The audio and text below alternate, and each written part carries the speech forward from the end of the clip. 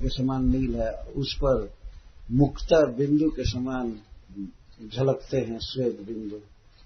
उस पर इसको श्रम रुचा कर। यद्यपि श्री कृष्ण के मुख पर श्रम है। श्रम से तात्पर्य यहाँ परिश्रम पसीना बिंदु जहां तहां, पर ऐसे मुख से भी श्री कृष्ण उत्तमम उन्नयन, हम लोगों की दृष्टि को, हम लोगों की आंखों को उत्सवम उच्च प्राप्त। उत्सव का अर्थ है हर्ष, आनंद। हम लोगों की आंखों को अच्छे आनंद हो रहा है। हमारे आनंद को बढ़ाते हुए यह चंद्रमा उदित हो रहा है। ये चंद्रमा आ रहा है, कृष्ण चंद्र आ रहा है।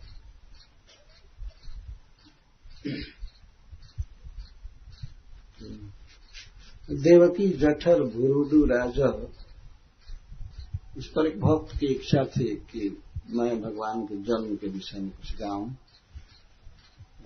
यह पद हम लोगों के लिए अपने सुहृद और भोजपुरी के कवि श्री सिपाही पांडे जी मनमोह जी हैं। वो प्रायः भागवत सप्ताह में गाते रहते हैं। उनकी कविता है, उसे गाया जाएगा थोड़ी देर की, 5-6 मिनट के लिए। कौन बजाएंगे?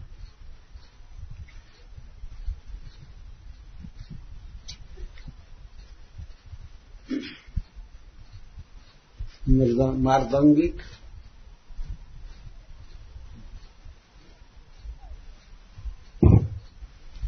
कीर्तन में कल शाम को बजा रहे थे दिल्ली के भक्त।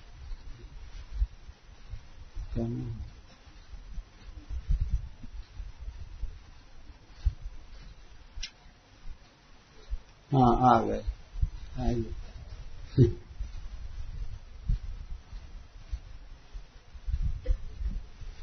जन्म की बधाई गाई जाएगी।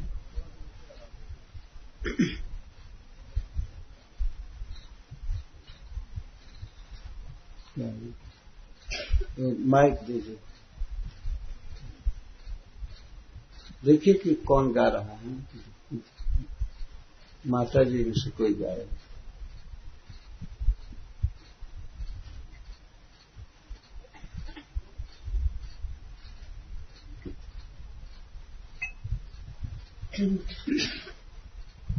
कुछ कथा हो जाए।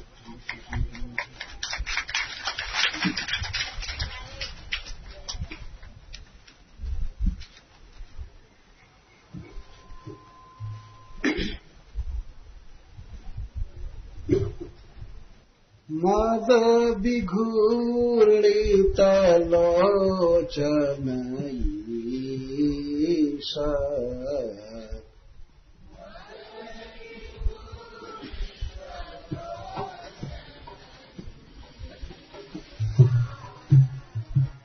मानदः स्वसुहृदाम्बनमाली,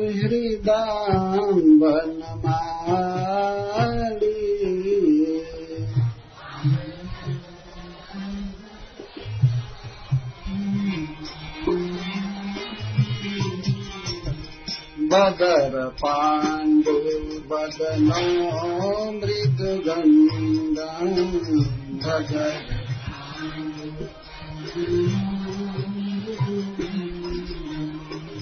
मण्डयन् कनककुण्डललक्ष्म्या,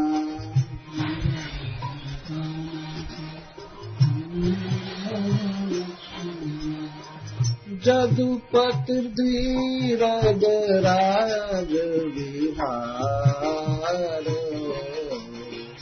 जदुपतिर्धीरजराज विहार, जामिनी पतिरिवैष दिनान्ते,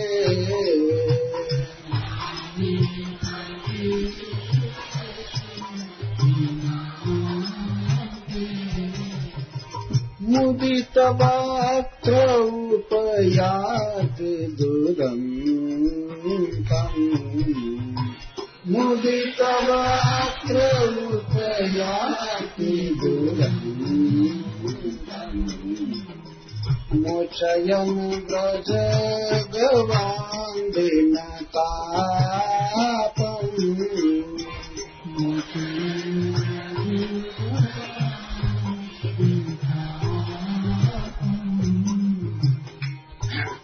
अति संभ्रमेण काश्चित्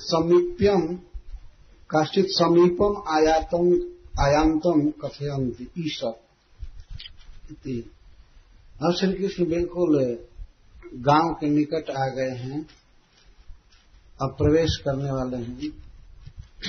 उनको इस तरह देख करके कोई कोई गोपियां इस तरह से कहती हैं, ईशत् मद विघूर्णित लोचन मदेन विघूर्णिते लोचने जस्य स्वसुहृदाम पुरोहितादि मातुलादि भ्रातादि दासादि तांबुलिकादि नाम यथोचितम आशीर्वादादि कृताम मानद प्रणाम आलिंगन सस्मित संभाषण प्रणयावलोक नर्मावलोक कृपावलोकनादि लक्षणम यथोचितम ददाति इति तथा स वनमाली बदर पांडु वदन ईशत पक्व बदरवत पांडुरम वदनम जस्य स कनक कुंडल लक्ष्म्या कनक कुंडलयो लक्ष्म्या कांत्या मृदुगंडम मृदु कोमलौ गंधौ कपोलौ जस्मिन तत् वदनम मंडयन कोमल गंडस्थलम वा शोभयन द्विरद राज विहारः द्विरद राजस्य ऐरावतस्य इव विहार जस्य स मुदित वक्त्रः मुदितं प्रसन्नं वक्त्रं वदनं जस्य सः एषः जदुपतिः जदूनां गोपानां पतिः श्रीकृष्णः दिनान्ते सायंकाले ब्रजगवां दिनतापं मोचयन् यामिनी पतिः चंद्रः इव उपयाति समीपम आयाति। तो इस तरह परम आनंद में श्री गोपीजन इस लीला का वर्णन कर रही हैं। ब्रज में सबसे आनंददायक समय यही होता है जब श्री कृष्ण वन से गोचारण करके लौटते हैं। प्रतिदिन एक बहुत बड़ा उत्सव जैसा होता है। उत्सव मतलब खुशी आनंद श्री कृष्ण को देख करके। तो श्री गोपीजन इस तरह से कह रही हैं कि श्री कृष्ण हर्ष के कारण मद कहे अर्थ है हर्ष, मद हर्ष में प्रयुक्त हुआ। मद विघूर्णित लोचनिसम हर्ष के कारण विशेष करके श्री गोपियों का दर्शन करके श्री कृष्ण को जो सुख मिलता है उसी को यहाँ मद शब्द से व्यक्त किया जा रहा है। मद हर्ष से उनकी आंखें ईशत घूर्णित होती हैं, विघूर्णित, थोड़ा थोड़ा इशारा करते हैं हंसते हुए। मद विघूर्णित लोचन ईशत मानदह सुहृदाम बनमाली, और वन की माला फूल की फ्रेश माला लगाए हुए हैं। स्वसुहृदाम बनमाली, स्वसुहृदाम मानदह, अपने सुहृदों को श्री कृष्ण मान देते हैं, सम्मान देते हैं। श्री कृष्ण के कई प्रकार के सुहृद हैं, मित्र हैं, पुरोहित हैं, मामा हैं, और भी कई तरह के हैं। ब्रज में सब संबंधी भरे पड़े हैं श्री कृष्ण के। श्री कृष्ण को तांबुल खिलाने वाले तांबुलिक, विश्वनाथ चक्रवर्ती ठाकुर कहते हैं कि तांबुलिक, और भी तरह कई प्रकार के सुहृद हैं जो श्री कृष्ण के प्रति आशीर्वाद देते हैं, श्री कृष्ण को आशीर्वाद देते हैं। वन से आए हैं तो कोई आशीर्वाद देते हैं, चिरंजीवी भव, सुखी भव, ये सब बहुत प्रकार के आशीर्वाद देते थे। उनको ये मान देते हैं। श्री कृष्ण मानद, सखा को सखा जैसा मान देते हैं। तो श्रील विश्वनाथ चक्रवर्ती ठाकुर कहते हैं कि किसी पर हंस कर देखते हैं, किसी पर कृपा से दृष्टि से देखते हैं। कृपा से देखना और हंस करके स्नेह से देखना, ईश्वित पूर्वक देखना, दोनों में अंतर है। किसी किसी को हंस करके देखते हैं, अभी बहुत देर के बाद भेंट नहीं हुई है, केवल 7-8 घंटे के बाद भेंट हुई है, लेकिन वह उनके लिए ऐसा लग रहा है जैसे कई करोड़ युग के बाद कृष्ण से मिलन हो रहा है।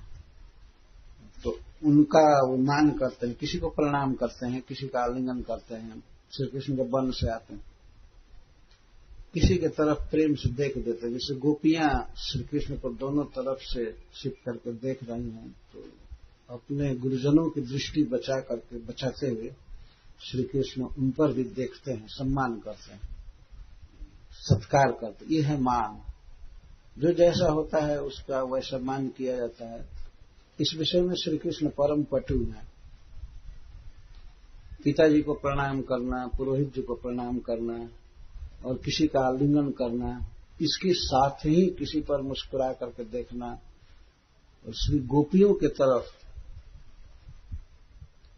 स्नेह से देखते, कृपा करके देखते। दिन भर मेरे विरह की ज्वाला में दग्ध हो गई, तो उन पर मानो वे अपने कृपा दृष्टि से देखते।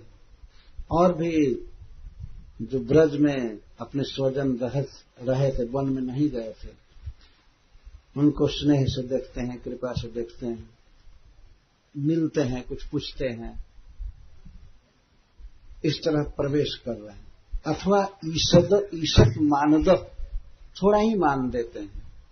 थोड़ा मान देते हैं इसलिए कि बहुत लोग हैं, थोड़ा सा मुस्कुरा करके देखना। थोड़ा मान देते हैं क्योंकि उनको मान की कितनी अपेक्षा है कि श्री कृष्ण हमसे मिले। जैसे गोपियों की इच्छा होती है कि श्री कृष्ण हमसे मिले, हम इनका आलिंगन करें, लेकिन इतना ज्यादा मान भगवान नहीं दे सकते हैं, और समाज विपरीत है। तो ईशत मानद, थोड़ा मान दे रहे हैं। श्री सनातन गोस्वामी पाद जी दोनों तरफ ईशत शब्द को लगा रहे हैं। ईशत विघूर्णित लोचन और ईशत मानद, स्वस्थ हृदय बनमान। बदर पांडु बदनो, दिन भर गाय चराते चराते और थक गए हैं, परंतु फिर भी इनका मुख बहुत सुंदर है। यहां पर सांवले मुख को पके हुए बेर फल के समान कह रहे हैं गोपी।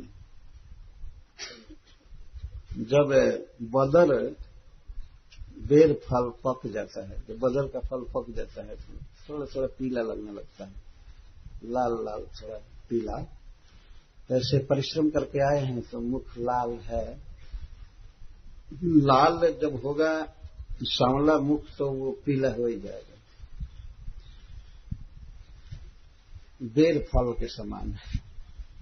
बदर पांडु, बदर पांडु, पांडु मतलब पीला, पके हुए बदर के समान पांडु बदन, मुख, मृदु गंडम।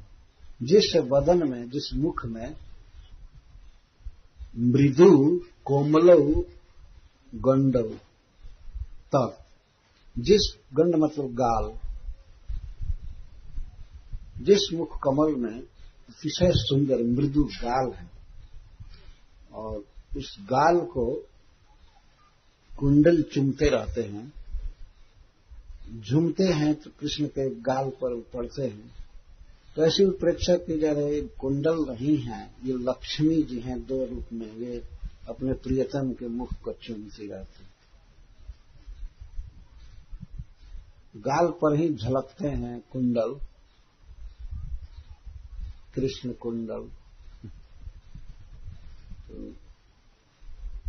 कनक कुंडल लक्ष्म्या मंडयन, श्री कृष्ण अपने दोनों गाल को और अधिक सुंदर करते रहते हैं। कनक कुंडल लक्ष्मी से, कांति से, सांवले गाल पर, बदन पर जब स्वर्ण कांति पड़ती है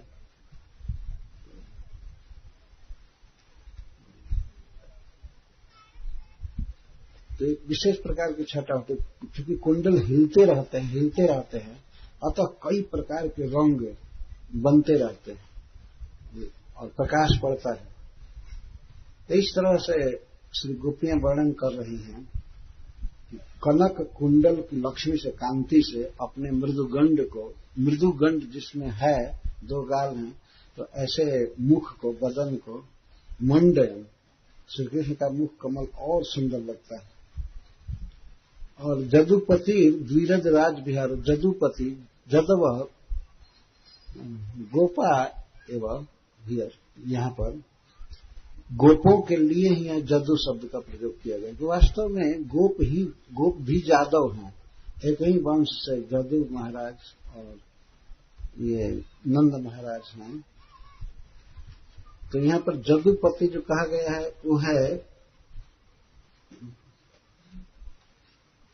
मधुपति, अर्थात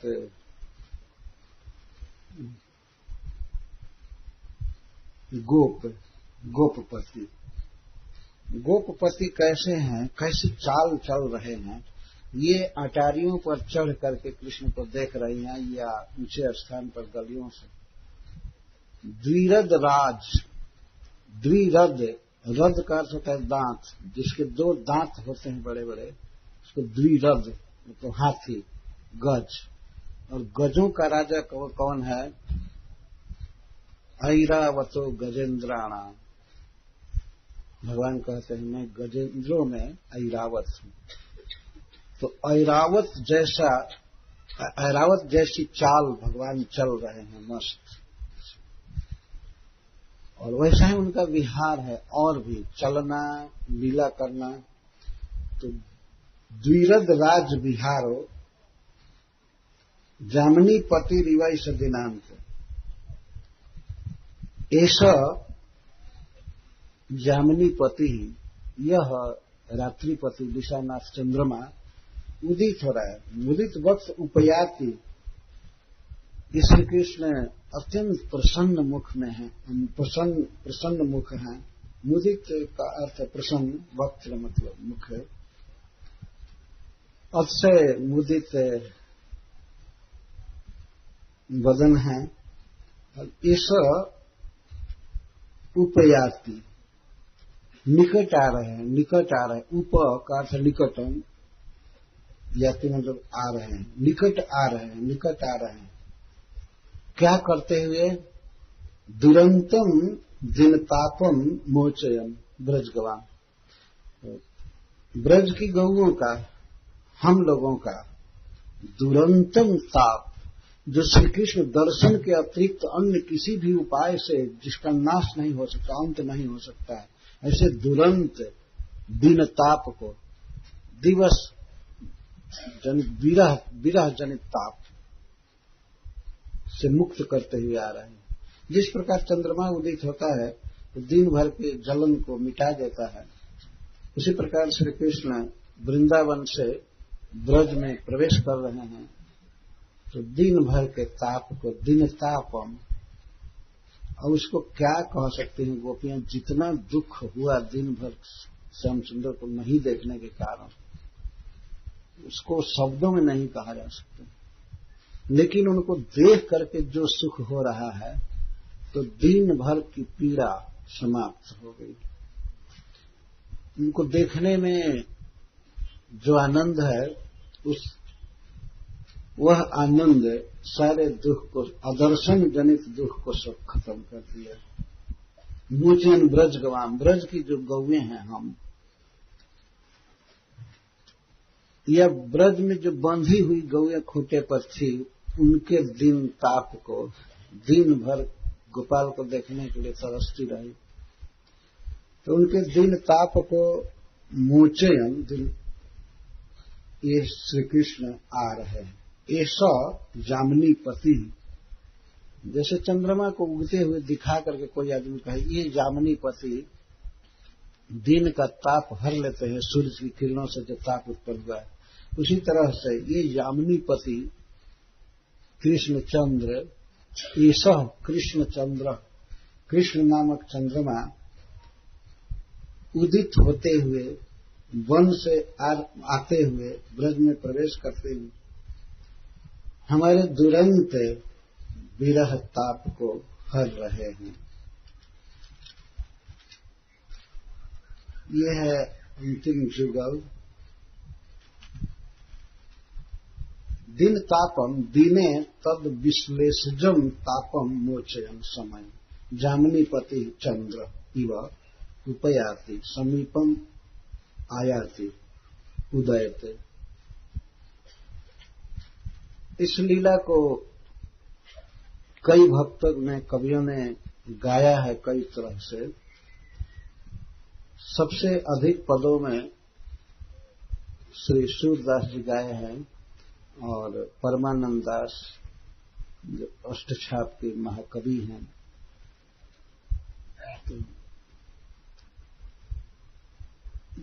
और अर्वाचीन बहुत से आचार्यों ने, भक्तों ने भी इस लीला पर गान किया है। क्योंकि यह बहुत आनंद की लीला है। सामने श्री कृष्ण आ रहे हैं, उनका दर्शन हो रहा है, तो इस उल्लास में गोपियों के सुख को देख करके बहुत से कवि गान किए, जिसमें रसखानी जी का नाम इस लीला को गाने में बहुत आगे है। और हम लोग बहुत वर्षों से उनके पद को गाते रहते हैं। इस पुस्तिका के जो ब्रजभाषा सेक्शन में पहला पद है वो है, वही है ना, 27 पृष्ठ पर है। इसको थोड़ा गाएंगे। गोरज विराजे भाल लहलही बनमाल, गोरज विराजे भाल। इसमें खुद रजह छुरित स्रक, श्री कृष्ण की माला पर धूल पड़ी हुई है, गायों के खुर से उड़ी हुई है, चेहरे पर है, केश पर है। तो ये सखियां गा रही हैं आपस में। गोरज विराजे भाल लहलही बनमाल, गोरज विराजे भाल लहलही बनमाल, आगे गैया पाछे ग्वाल, गावे मृदु तानरी। आगे गैया पाछे ग्वाल, गावे मृदु तानरी। आगे गैया पाछे ग्वाल, गावे मृदु तानरी। आगे गैया पाछे ग्वाल, गावे मृदु तानरी। कैसी धूप की मधुर मधुर वैसी, कैसी धुनी बांसुरी की मधुर मधुर तैसी। बंक छितवनी मृदु मंद मुस्कानी रे, बंक छितवनी। जिस तरह ग्वाल बाल गाते हैं तो उसी तरह से श्री कृष्ण की बांसुरी बजती है।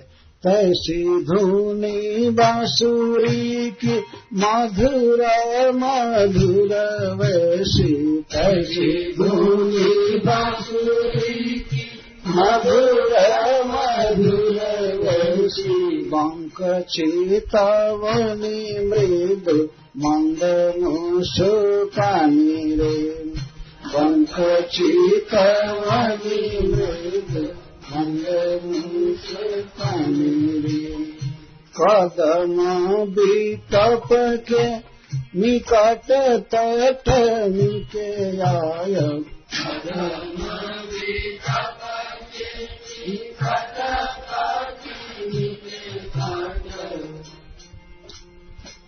तटनी के तट जमुना जी के किनारे आ गए हैं। बिल्कुल जमुना जी के किनारे ही पानी आदि की सुविधा से गांव बसता था। कदम बिटप के निकट तट लिखे आय, कदम बिटप के तट लिखे आय, हट चढ़ी चाही पीत पट फरानी रे, हट चढ़ी चाहिए। देखू का एक ही अर्थ है। चाही ब्रज भाषा में उसका अर्थ है देखो, चाही, और इसमें देखो लिख दिया गया है। ठीक, अटा चढ़ी चाही पीत पट फरानी रे, अटा चढ़ी चाही पीत पट फरानी। सखी अटारी पर चढ़ करके जरा पीताम्बर की फरानी देखो, किस तरह लहरा रहा है पीताम्बर। रस बरसावे ताना तपना बुझावे नैना, रस बरसावे तपना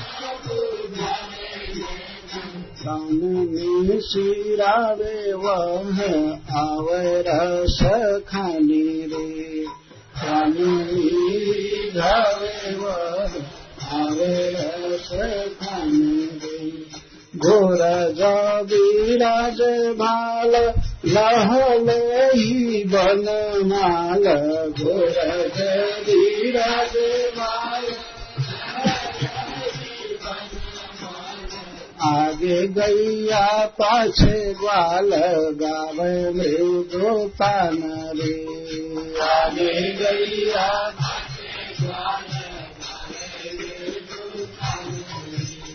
कैसी धुनी बांसुरी की मधुर मधुर वैसी, कैसी धुनी बांसुरी की बंक छितवनी मृदु मंद मुस्कानी रे, बंक छितवनी कदम बिटप के निकट तट लिखे तट, कदम बिटप के पट चढ़ी देखू पीत पट फरानी रे, पट चढ़ी देखू पीत रस बरसावे तना तपना बुझावे नैना, रस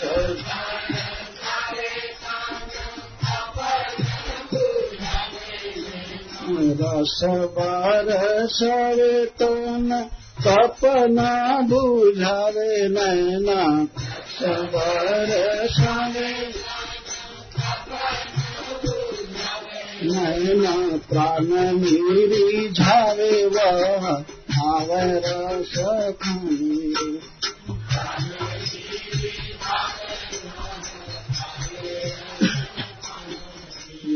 प्राण मेरी झावे वह आवे रस खानी रे, प्राण मेरी झावे वह आवे रस खानी रे, प्राण मेरी झावे वह आवे रस खाने रे।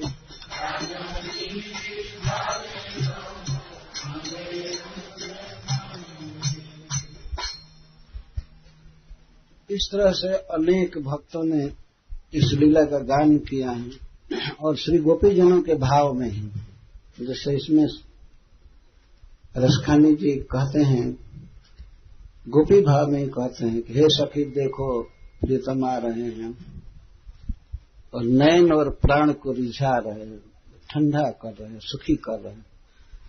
चिंतन करके प्राण व्याकुल थे और नेत्र छटपटा रहे थे कृष्ण को देखने के लिए।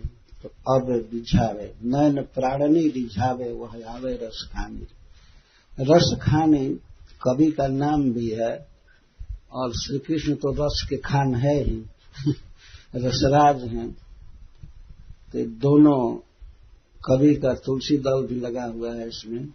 कवि का नाम जब पढ़ता है तो उसको तुलसी कहते हैं, कवि अपना नाम देता है। रस बरसावे ताना तपना बुझावे नैना, रस बरसावे नैना काना रिझावे वह आवे रस खाने रे प्राणी।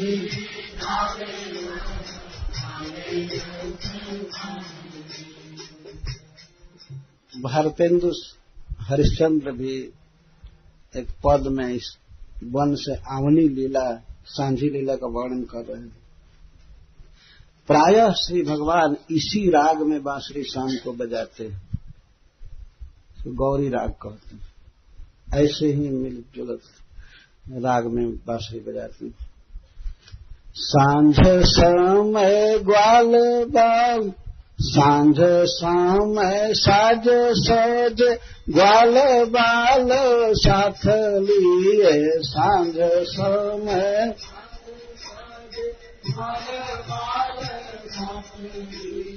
सांझ समय साज सज ग्वाल बाल साथ लिए, सांझ सब उसमें नहीं है, पुस्तक में।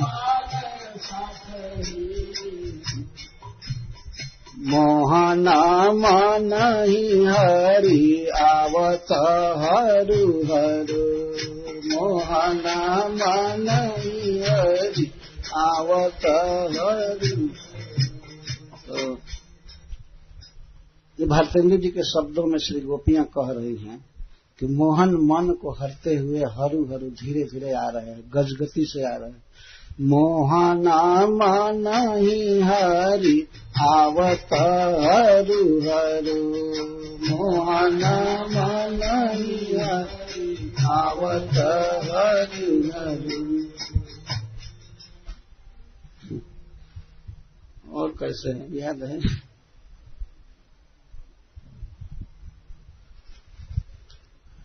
जैसे कृष्ण का ये रुक गए जमुना जी किनारे। मोहना मनहि हरि आवत हरु हरु, आवत हरु हरु। शीश मोर मुकुट लकुट कर लिए ओढ़े, शीश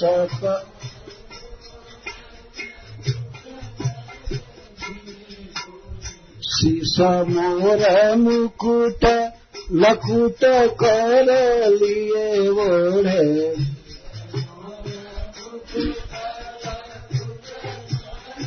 इन्हें ओढ़े पीता ऊपर न जामे टाँके चारू गोखर, पीता ऊपर न जामे।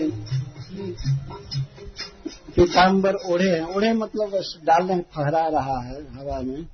ओढ़ने का सब समय अर्थ ऐसे चादर जैसा ओढ़ना नहीं होता, डाले है पीताम्बर।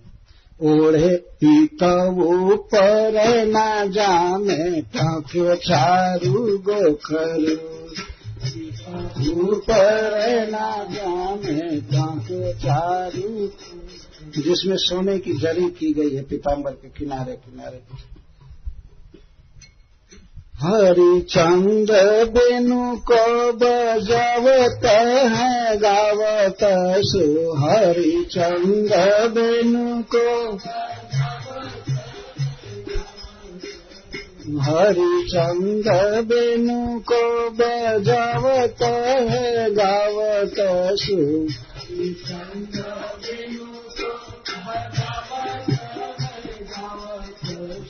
आवत है लिए साथ साथ गाय बाछरू, आवत है लिए साथ साथ।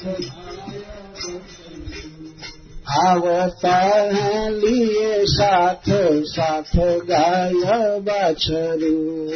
आवता है लिए साथ नाचत गुवाल मध्य लाजत मनोज सखी। गुवाल मध्य लाजत मनोज सखी। नाचत गुवाल मध्य लाजत मनोज लखी। गुवाल मध्य लाजत मनोज सखी।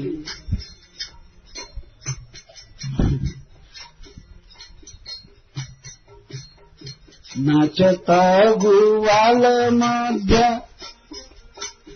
लाजत मनोज लखी। आवे सखी बाजत गोपाल पाय घुंघरू। आवे सखी बाजत गोपाल पाय घुंघरू। नाचत गुवाल मध्य लाजत मनोज लखी। गुवाल मध्य लाजत मनोज लखी। आवे सखी बाजत गोपाल पाय घुंघरू। आवे सखी बाजत गोपाल पाय घुंघरू। अब आते आते वो गली में आ गए, प्रवेश कर गए। तो इस पर घनानंद जी की कविता है। प्रायः भगवान की इस सांझी लीला पर हम लोग गाया करते हैं जब भागवत सप्ताह होता है दशम स्कंध का। डगमग डगनी धरनी छवि के भार। डगमग डगनी धरनी छवि के भार। गोपियां कह रही हैं, हे सखी प्रियतम श्याम सुंदर डगमग चलते हैं, सीधा नहीं चलते। डगमग डगनी धरनी, डगनी मतलब डग पदन्यास। डगमग चलते हैं क्यों? छवि ही के भार। उन पर छवि का सौंदर्य का इतना बोझा है कि उसको संभाल नहीं पाते, सुंदरता का बोझ संभाल नहीं पाते, इसीलिए अब डगमग चलते बोझा बहुत है। डगमगी डगनी धरनी छवि के भार। डगमगी धरनी छवि के भार। धरनी छवि ले उड़ाछी बन माल की। धरनी छवि ले उड़ाछी बन। और देखो छबीले उर पर, छाती पर, वक्षस्थल पर बनमाला की कैसी धरनी है, कैसी लटकी हुई है बनमाला। धरनी छबीले उड़ाछी बनमाल की। धरनी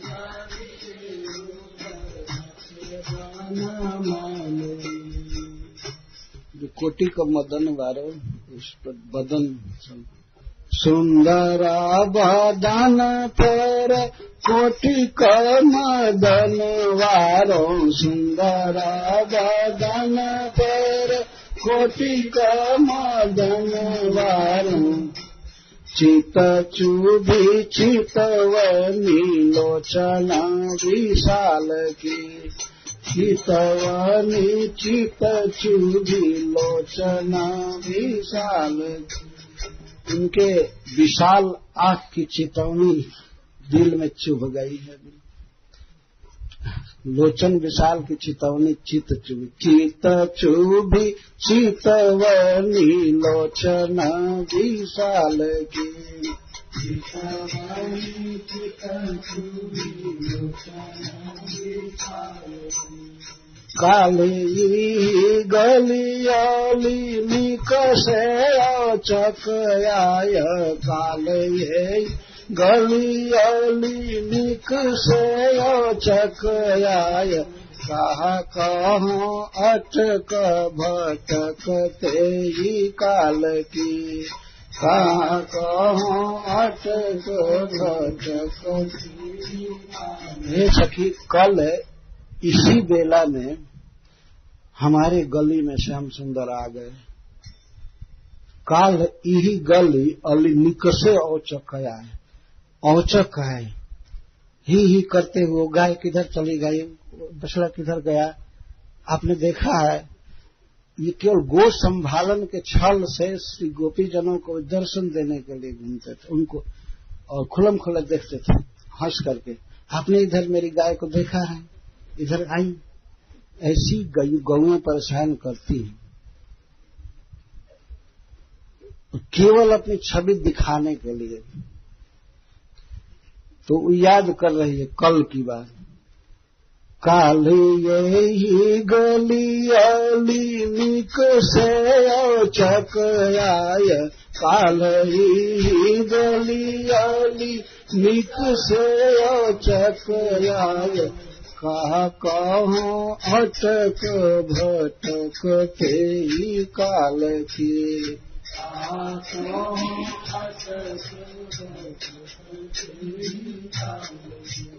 अरे सखी, विधाता ने ऐसा सुंदर संजोग दिया, लेकिन मैं हतभागिनी श्याम सुंदर का आलिंगन नहीं कर पाई, डर रही थी कोई गुरुजन न देख ले। श्याम सुंदर बिल्कुल निकट थे।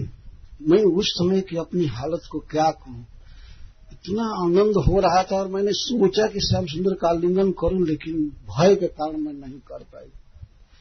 पर फिर भी उनकी उस छवि को देख करके भीजई हाँ रोम रोम आनंद के घन छाय, भीजई हाँ रोम रोम आनंद के घन छाय, भीजई हाँ रोम रोम आनंद के घन छाय, भीजई हाँ रोम।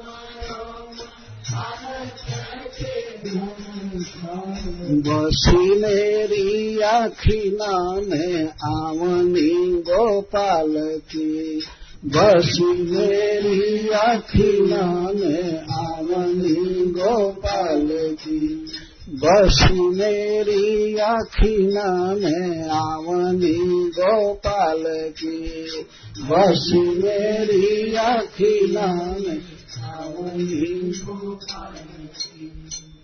तो गोपाल की वह आवनी किस तरह से वे आ रहे थे मुझ पर देखते हुए, मेरे आंख में बसी हुई है, अर्थात उसी छवि को आंखें देखना चाहती। तो इस तरह से ये गोपियों के दिन भर के विरहज ताप को दूर करते हुए श्री कृष्ण परम उत्सव से ब्रज में प्रवेश करते थे। सबको बहुत आनंद होता था।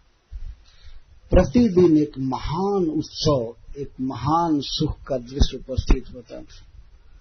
और इस तरह से श्री कृष्ण ब्रज में प्रवेश करते थे। वन में जब प्रवेश करते थे तो वनवासियों का आनंद बढ़ता था। वृक्ष लता प्रफुल्लित होते थे, खग मृग, और ब्रज में आने पर ब्रजवासी गांव में रहने वाले लोगों का आनंद बढ़ता था। इस तरह श्री कृष्ण उधर भी आनंद देते थे, परंतु जिधर एक तरफ आनंद देते थे उधर दूसरे तरफ विरह में सब दुखी रहे। परंतु उनके मिलन का सुख सब समान कर देता था। बल्कि कभी कभी मिलन का सुख इतना ज्यादा होता था कि विरह के दुख का स्मरण नहीं रहता था। तो मोचन दिन तापन, दिन भर के विरहज ताप को दूर करते हुए ये चंद्रमा उदित हो रहे हैं। प्रायः भगवान के स्वरूप की तुलना चंद्रमा से की जाती है। इसलिए कृष्ण चंद्र, रामचंद्र, गौरचंद्र, चंद्र है। गौरचंद्र में क्या चंद्रत्व तो है, सौंदर्य तो है ही, लेकिन वे अंधकार का नाश किए, जीव की वासना, सांसारिक वासना का नाश किए, कृष्ण प्रेम वासना भर दिए, अज्ञान तम का नाश किए। और श्री कृष्ण विरहज ताप को दूर कर रहे हैं। दिन भर के ताप को दूर करो। वैसे अज्ञान नाश तो सभी स्वरूपों में है। भगवान श्री कृष्ण को देख करके उनका ज्ञान होता है और प्रेम बढ़ता है, तो स्वाभाविक है। परंतु श्री चैतन्य महाप्रभु का विशेष ये कार्य है जीवों के अविद्या, अज्ञान, वासना आदि का नाश कर देना। कैसे नाश करते हैं? दो अस्त्र हैं भगवान चैतन्य महाप्रभु के साथ। तो सांगोपांगास्त्र पार्षदम, अंग, उपांग, अस्त्र और पार्षद, चार के साथ में उतार लेते हैं। तो अस्त्र है भगवान नाम और श्रीमद् भागवतम, ये चैतन्य चरितामृत में लिखा गया। ये दो अस्त्र हैं जिनके द्वारा वे तम का, अविद्या का, वासना का जो एक सेना की तरह है उसका नाश करते हैं।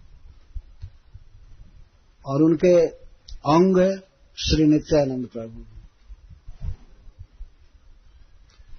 उपांग श्री अद्वैताचार्य जी और पार्षद श्रीवासादि गौर भक्त वृंद, ये सब पार्षद हैं। इस अवतार में भगवान ने कोई अस्त्र शस्त्र नहीं लिया ऐसे खतरनाक काटने मारने वाला। हरिनाम एक अस्त्र है और श्रीमद् भागवतम। इन अस्त्रों को सुनना पड़ता है, गाना पड़ता है, इसी से काम हो जाता है अविद्या का हरण। हरे कृष्णा कृष्णा कृष्णा हरे हरे, हरे राम राम राम हरे हरे।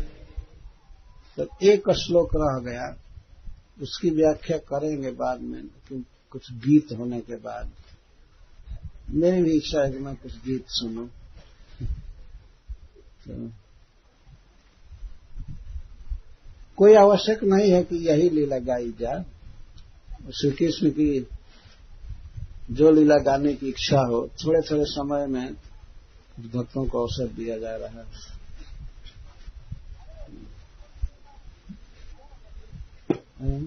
परम पूज्य श्री भाई जी हनुमान प्रसाद पोद्दार जी का रचा हुआ पद है, जिसे भक्तवत्सल और साथ में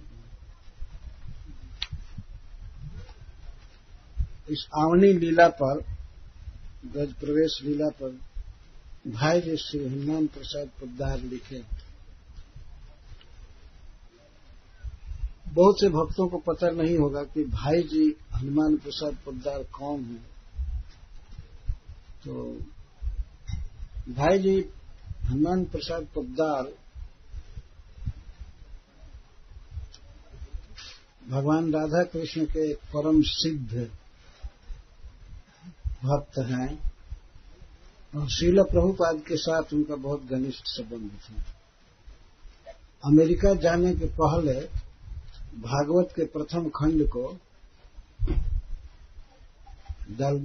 डालमिया ट्रस्ट से छपवाया भाई जी ने, प्रभुपाद जी को दिया अमेरिका ले जाने के लिए। अमेरिका से जब प्रभुपाद जी लौटे तो अपने सबसे प्रिय व्यक्ति भाई जी के पास में गए उनसे मिलने।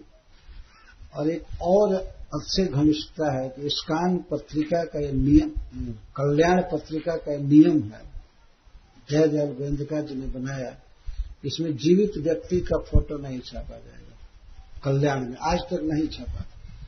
लेकिन भाई जी ने इस नियम का अपवाद किया। प्रभुपाद जी के शिष्यों का और प्रभुपाद जी का उन्होंने चित्र छापा और भूरी भूरी प्रशंसा किया कि ये स्वामी जी जो कुछ कर रहे हैं बहुत अच्छा कर रहे हैं। तो भाई जी को, श्रील प्रभुपाद जी को सबसे अधिक जिस व्यक्ति ने सपोर्ट किया वो है भाई जी हनुमान प्रसाद पोद्दार। भाई जी के अंतिम दिनों में मैं गोरखपुर में था 10 दिन, और प्रभुपाद जी प्रतिदिन भाई जी से मिलने आते थे उनके रूम में। दोनों के चित्र भी हैं, तो मुझे सौभाग्य मिला है दोनों के संग का। और वास्तव में भगवान कृष्ण के प्रेम का जो कुछ भी बीज पड़ा है वो भाई जी की देन है। उन्हीं के कृपा से भगवान कृष्ण में श्री राधा रानी में कुछ आकर्षण हुआ। इसमें कोई संदेह नहीं है, मैं कोई बनावटी बात नहीं बोल रहा। ऐसे भाई जी ने समय समय पर अपनी भक्ति के भाव के अनुसार कुछ पदों की रचना की है, जो पद रत्नाकर नामक ग्रंथ से प्रकाशित है, ग्रंथ के रूप में प्रकाशित है। उस ग्रंथ में कई पद आउनी लीला के हैं, वो आउनी लीला गाई जाएगी। वैसे सबसे पहली बात तो ये है कि महान वैष्णव, महान भगवत प्रेमी के द्वारा वो पद लिखा गया है। भाव के समय तो भाव होता था तब लिखते थे, भाव उमड़ता था तो लिखते थे, केवल कविता के लिए नहीं लिखते थे भाई।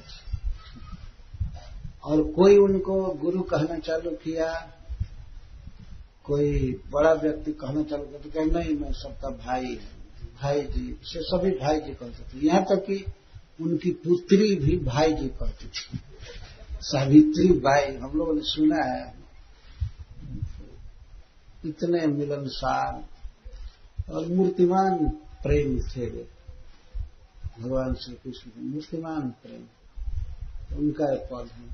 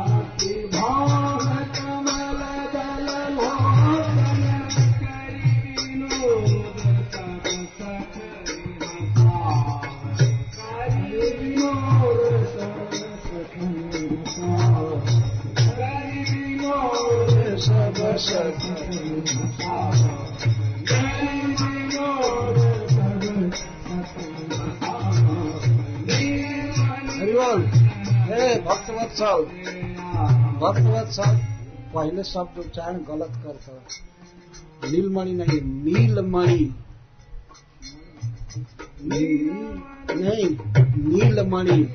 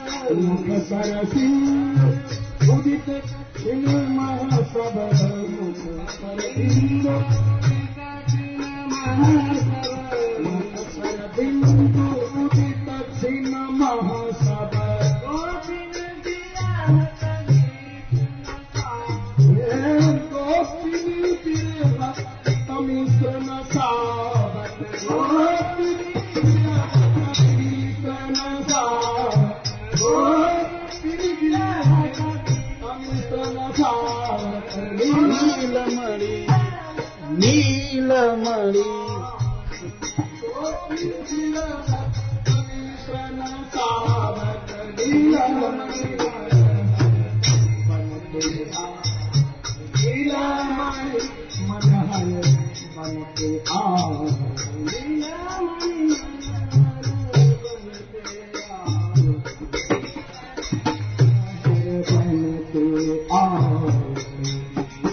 हरे कृष्णा।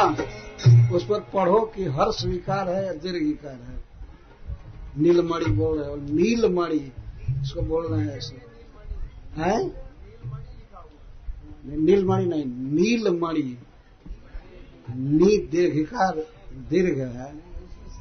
सारा पद नीलमणि पर ही आ रहा है। नीलमणि, नीलमणि श्री कृष्ण को कहते हैं नीलमणि। ये क्या उच्चारण?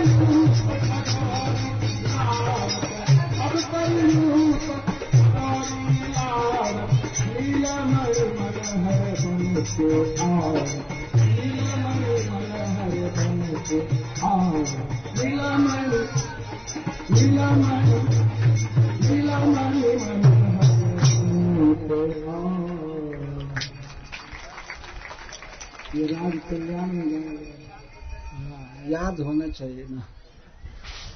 नहीं, अब कथा होगी। श्री शुक उवाच एवं ब्रज स्त्रियो राजन् कृष्ण लीलानुगायति रेमिरे हसुतच्चित्तः तन्मनस्का महोदया।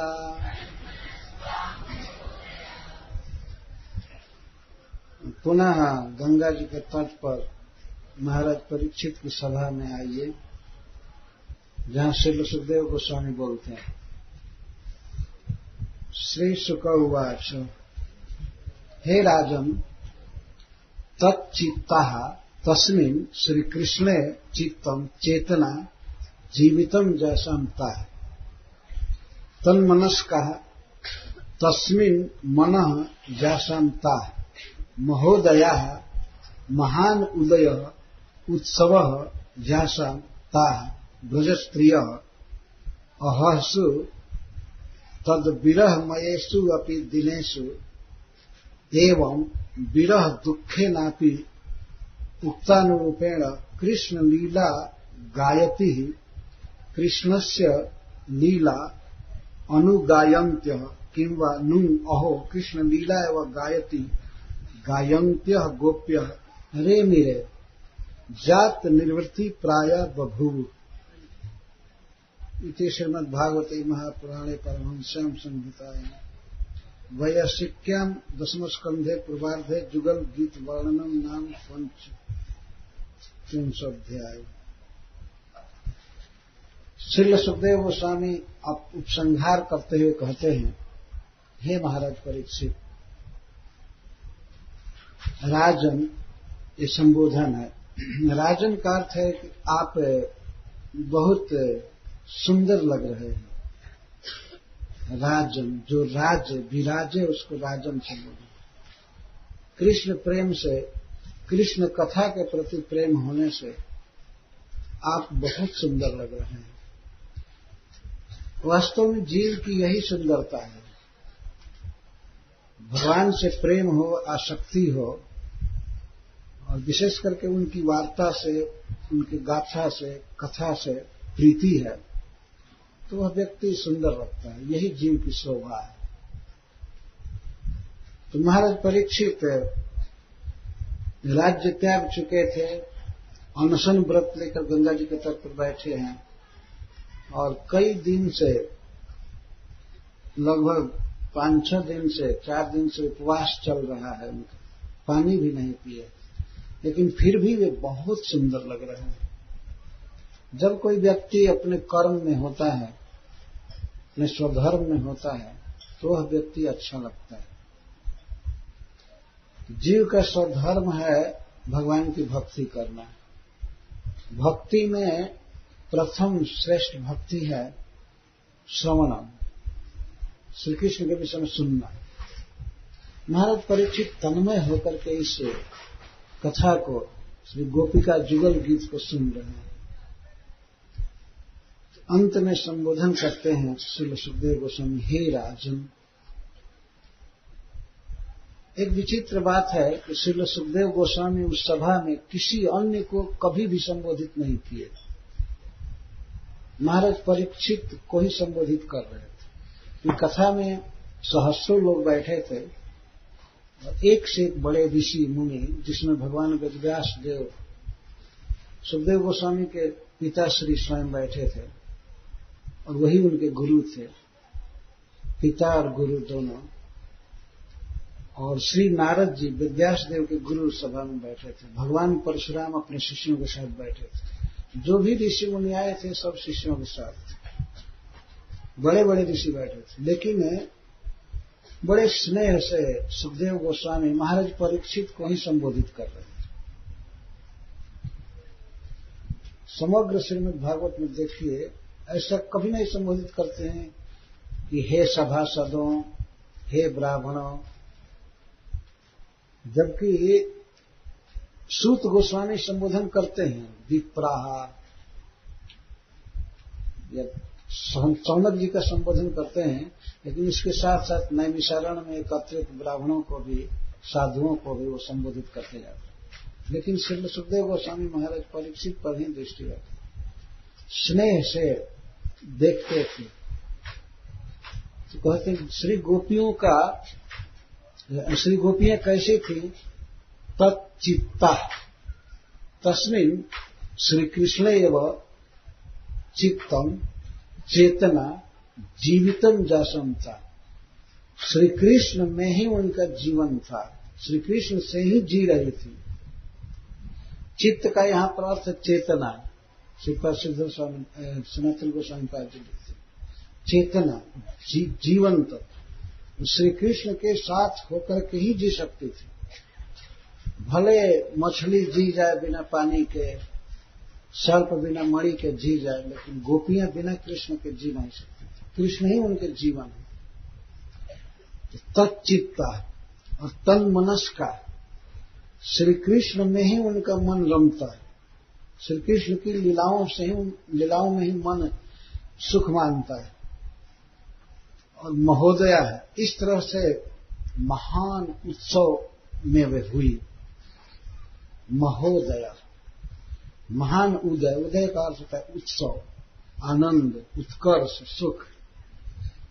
महान उदय उत्सव जासंता ब्रज स्त्रिया, ब्रज की स्त्रियां। ब्रज स्त्री, श्रील सुखदेव गोस्वामी बार बार कहते हैं ब्रज स्त्रिय, ब्रज की स्त्रियां। ब्रज की स्त्रियां मतलब श्री गोपियां, जो सहज ही प्रेम स्वरूपणी हैं, सहज प्रेममयी हैं, श्री कृष्ण प्रेममयी। वे इस तरह से दिन में श्री कृष्ण से विरह होता था, उस विरह दुख को इस तरह कृष्ण की लीला गा करके पार करती थी। शुरू में भी सुखदेव गोस्वामी ने ऐसी बात कहा, बड़े कष्ट से दिन बिताती थी। एवं विरह दुखेन अपि उक्त अनुरूपेण कृष्ण लीला गायती। विरह के दुख में होते थे, लेकिन लीला का ऐसा आकर्षण है। कृष्ण लीला भी लगभग कृष्ण जैसी है, कृष्ण जैसी सुख देने वाली। लगभग मैं गलती बोल दिया, पूरा पूरा कृष्ण स्वरूप है। तो कृष्ण का संग होने पर, उनका दर्शन होने पर जो सुख मिलता है, वही सुख उनकी लीला गाने पर भी मिलता है। जो सुख हो तो गोपाल ही गाय, सो सुख हो तो जप तप कीन्य कोटिक तीर्थ न्याय। सूरदास जी लिखते हैं कि जो सुख गोविंद के गान में होता है, उनकी लीला गाने पर, वह सुख जप में, तप में, जप मतलब भगवान नामांतर, भगवान नाम के अलावा ये मंत्र वैदिक सब जप, सो सुख हो सो नहीं हो जप तप किन्ने कोटिक तीर्थ न्याय।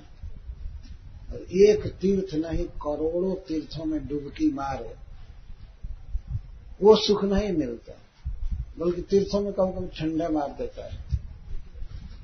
जो सुख क्या मिलेगा? जो सुख हो तो गोपाल ही गाए। तो कृष्ण के विरह में झुलसती हुई श्री गोपियां कृष्ण लीला का आधार ले रहे। कृष्ण लीला का आधार, कृष्ण लीला अनुगायती या नु गायती, नु उपसर्ग है अथवा अनुगायती, इस तरह निरंतर गाती रहती थी। अनुगायंत किंवा अहो कृष्ण लीला एवं गायती। नु का अर्थ अहो, अहो कृष्ण की लीला ही गाती रहती थी। कृष्ण उनको छोड़ करके वन में चले जाते थे, लेकिन फिर भी कृष्ण के प्रति उनका प्रेम, कृष्ण की लीला ही गाती थी। और कोई घर की बात, अपने परिवार की बात, काम धंधा की बात कभी भूल कर नहीं करती थी। भूल से भी उनका चित्त चला जाए घर गृहस्थी में और वाणी से कुछ बोल दे तो सुना नहीं होता। यह है भक्ति। भूल से भी कृष्ण के अलावा और कोई वर्णन न निकले, तब माना जाएगा कि हाँ अब भक्ति स्थिर है। नहीं कहीं मिल गया अखबार बेचने लगे और वर्णन भी कर लगे, दिल्ली में यह हुआ च, ये हुआ च, लखनऊ में ये हुआ च, यह बोला यह बोला। ये वहां पर सब ये संसारिक लोग उवाच करते। श्री सुख उवाच, श्री गोप्य ऊंचू, ये पढ़ना चाहिए। लेकिन यहाँ साधन का संकेत नहीं है। साधन राज्य से बहुत परे भाव राज्य की चीज है। साधन का संकेत तो इस जगत में किया जाता है, लेकिन फिर भी हम भक्तों को ऐसे प्रेरणा लेनी चाहिए कृष्ण लीला अनुगाय, कृष्ण की लीलाएं ही गाती हैं। और रे मेरे सुखदेव गोस्वामी कहते हैं बड़े कष्ट से दिन बिताती थी प्रथम श्लोक में, और इस श्लोक में कहते हैं कृष्ण लीला गाते हुए रे मेरे रमती थी। रमण का अर्थ है आनंद में होना, इसका अर्थ है जात निवृत्ति प्रायः। प्रायः दुख खत्म हो जाता था, प्रायः आनंद में हो जाता था। कृष्ण की लीला गाने में कृष्ण के संयोग का अनुभव होता था। वो वेणु वादन का स्मरण और कृष्ण की लीला, उनके स्वरूप की स्फूर्ति ऐसी होती थी, तो उन्हें कृष्ण के संयोग से आनंद मिलता था। इसलिए सुखदेव गोस्वामी जी कहते हैं कि रे मिरे रमण करते थे। जात निर्वृत्ति प्रायः बभू। श्रीपाद सनातन गोस्वामी लिखते हैं जात निर्वृत्ति, निर्वृत्ति मतलब सुख, प्रायः सुखी हो जाते थे। तो इस तरह से गोपिका जुगल गीत पूरा हुआ। और कल अरिष्टासुर का वध किया जाएगा, राधा कुंड की उत्पत्ति होगी और श्री नारद जी कंस के पास आएंगे। वो प्लान बना दिए थे, भगवान की इच्छा कोई जानते हैं, भगवान चाहते थे अब ब्रज में तो लीला कर ही गए, ये करते ही रहेंगे नित्य।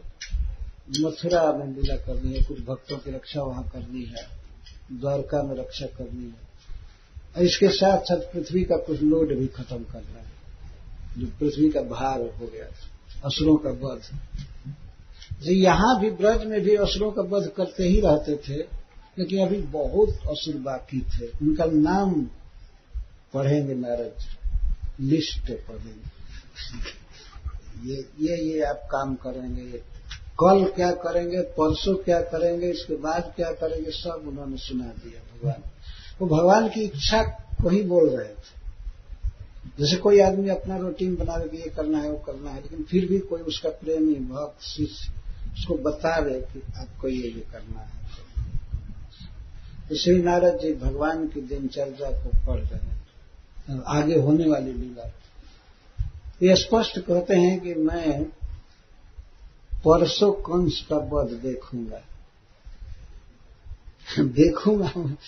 हमेशा वो कहे द्रक्षामि, द्रक्षे, मैं देखूंगा मैं कंस का वध देखूंगा, कुबलापीड़ हाथी का वध देखूंगा, पहलवानों का वध देखूंगा, इसके बाद शंखासुर का वध देखूंगा, काल जवन का वध देखूंगा मुचकुंद महाराज के द्वारा।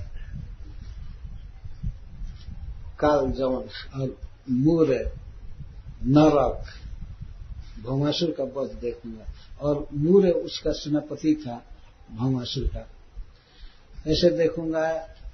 फिर काशीपुर का दीपनम देखूंगा, काशीपुर को आप जलाएंगे, और पौंड्रक का वध करेंगे, मिथ्या वासुदेव। और पौंड्रक काशी का राजा था जो बाह बनवा लिया था फालतू दो, और शंख चक्र गदा पद्म धारण किया। वो कृष्ण के पास लेटर लिखा, पृथ्वी का भार दूर करने के लिए मैं अवतार लिया हूं, मैं वासुदेव हूं, तुम नकली वेश छोड़ो, नकली सब अपना अस्त्र शस्त्र धारण करना छोड़ो। तो भगवान ने कहा ठीक है मैं छोड़ूंगा। उसके बाहों पर ही छोड़ा, बाह काट दिया चक्र, सब बाह काट, अंत में गला भी काट दिया, वासुदेव खत्म हो गया। ये भगवान बनते थे, तो वो भी मैं देखूंगा। इसके बाद आपका विवाह देखूंगा। शुरू में ही कह रहा हूं मैं, पारिजात का अपहरण और पारिजात हरण और विवाह देखूंगा। समस्त राजाओं का मान मर्दन देखूंगा रुक्मिणी जी के विवाह में। और अंतिम लीला आपकी होगी कि कुरुक्षेत्र में समस्त राजाओं को, क्षत्रियों को जुटा करके एक साथ ही पृथ्वी का भार आप दूर करेंगे, अर्जुन और भीम में शक्ति दे करके। ये लीला में देखूंगा। और उधर वसुदेव जी को जेल में करवा करके आए कृष्ण के पास, तो बहुत भारी भय हो रहा है कभी कभी कहीं भगवान रंज नहीं हो गए कि मेरे पिता को जेल में बंद करवा करके इधर आकर के बात बना रहा है। तो भगवान की स्तुति किए हैं। यदि श्री नारद जी भगवान के मनो अवतार हैं, भगवान के मन में जो होता है वही नारद जी करते हैं, दूसरा कुछ नहीं करते। स्तुति किए तो पहले वे कंस के पास आएंगे, इसके बाद कृष्ण के पास जाएंगे नारद जी। कंस से प्लान बनवा देंगे कि कृष्ण बलराम को कल लाना है। ये रथ ले जाए, अपनी जी को कहा कल आ जाना चाहिए और परसों कंस का वध होना है।